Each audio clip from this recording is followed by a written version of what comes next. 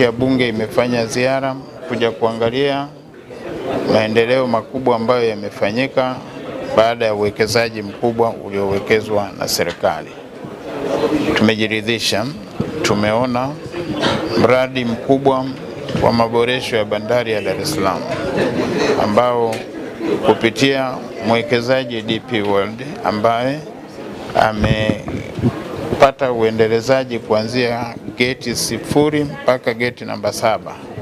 Tumeshuhudia mitambo mikubwa ambayo imekuja kuwekezwa na serikali na mwekezaji kwa ujumla na kufanya ufanisi kuwa mkubwa sana wa shughuli za bandari.